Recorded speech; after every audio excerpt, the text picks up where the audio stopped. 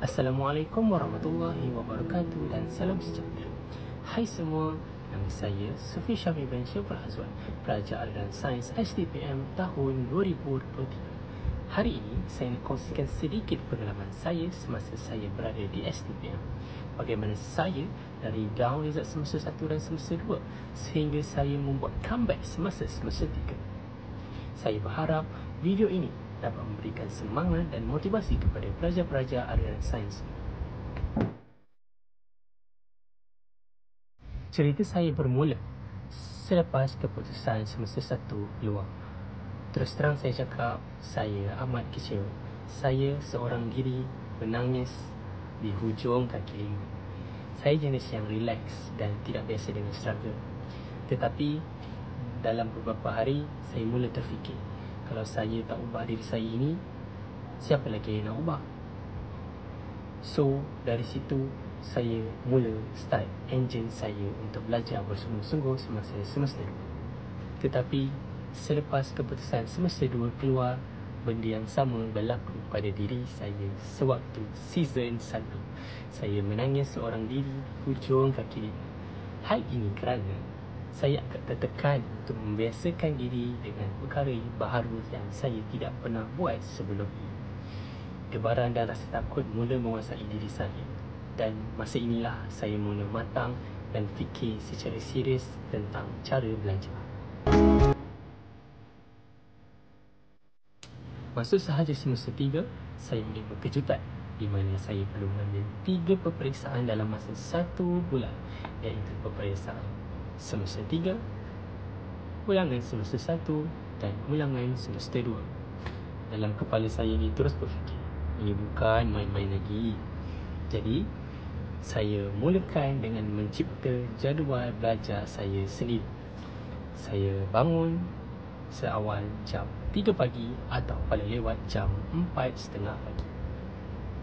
Saya mulakan bangun pagi saya dengan mandi, solat tahajud dan membaca Al-Quran.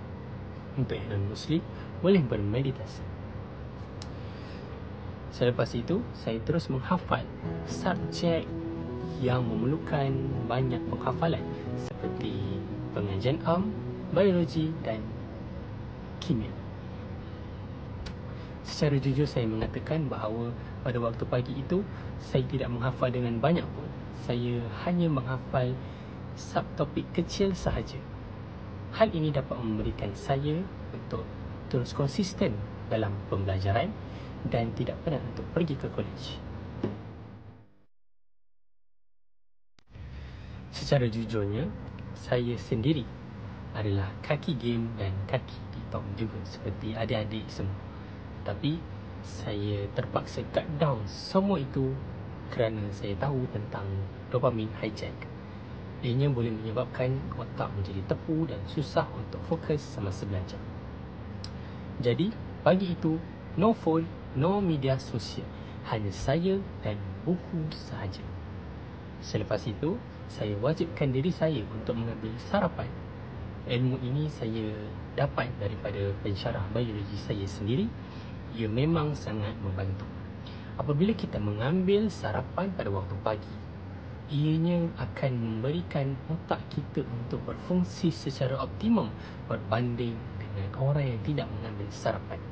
Oleh itu, kita boleh fokus secara maksimum semasa pensyarah mengajar. Semasa di dalam kelas, saya cuba untuk fokus betul-betul semasa pensyarah mengajar. Tips daripada saya, cubalah untuk membaca sedikit topik sebelum pensyarah masuk untuk mengajar, walaupun 2 atau 3 muka surat sahaja.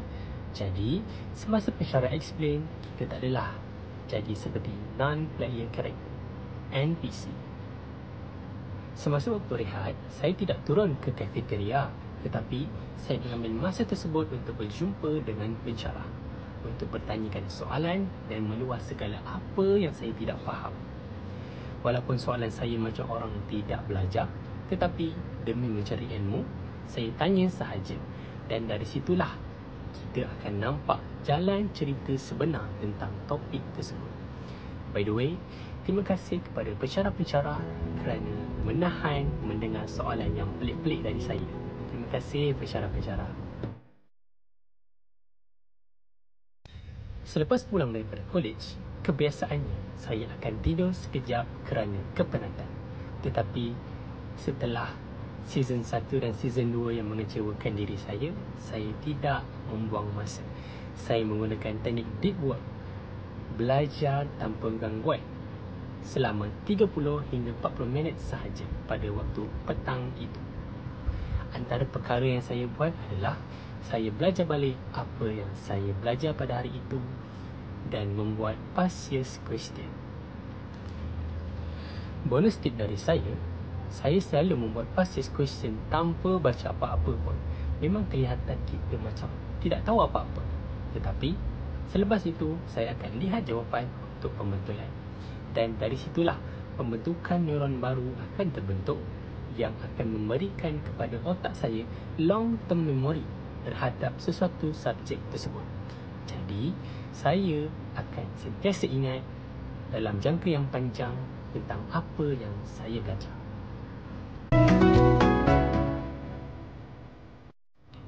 Selepas itu, saya akan bersukan seperti workout ringan dan bermain pingpong. Sukan ini amat penting ya adik-adik. Ianya dapat memberikan otak adik-adik untuk berfungsi secara cerdas kerana darah dapat pergi terus ke otak dengan kadar yang banyak.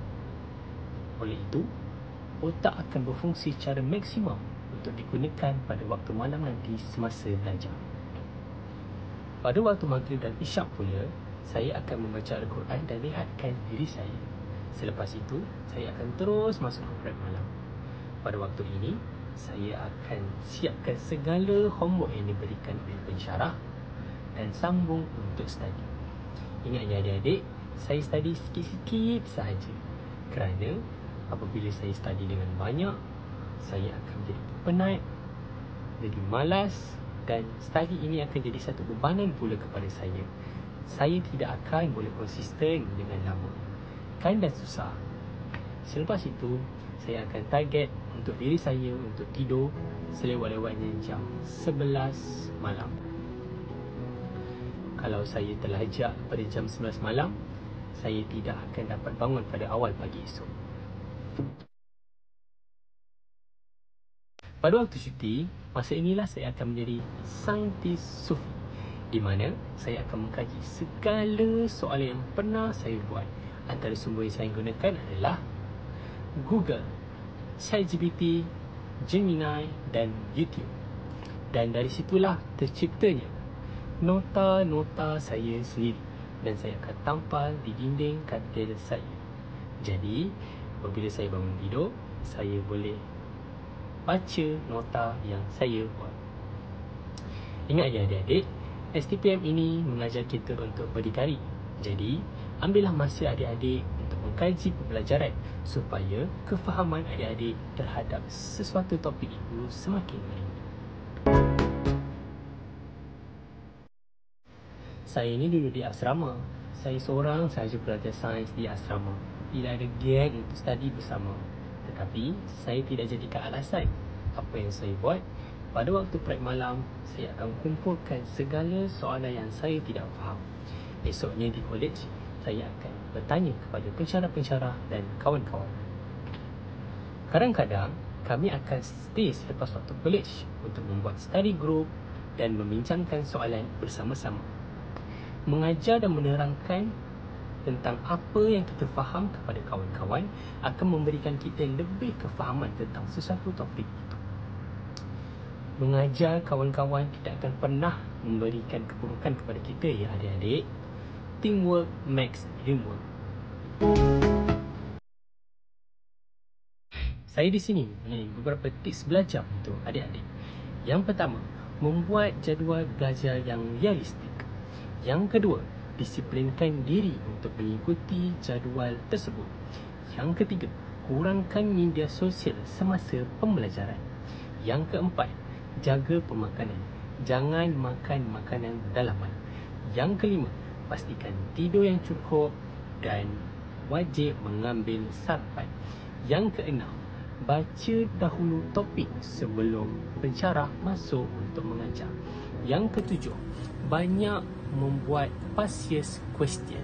Yang ke-8, jangan malu untuk bertanya.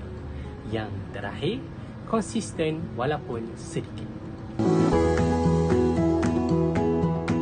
Jadi, itulah rutin saya semasa STPM. Kelihatan seperti banyak, tetapi apabila ia telah menjadi habit, ianya akan menjadi ringan. Saya percaya kalau saya ni jenis yang relax dan santai boleh berubah menjadi konsisten, adik-adik pun pasti boleh buat. Hormati ibu bapa, hormati guru-guru, membuat study group dan jangan lupa menjaga kesihatan mental. Good luck ya adik-adik semua. Saya doakan adik-adik semua dapat mencapai cita-cita dan dapat mengejar matlamat adik-adik. Kita berjaya bersama-sama ya adik-adik. Bye.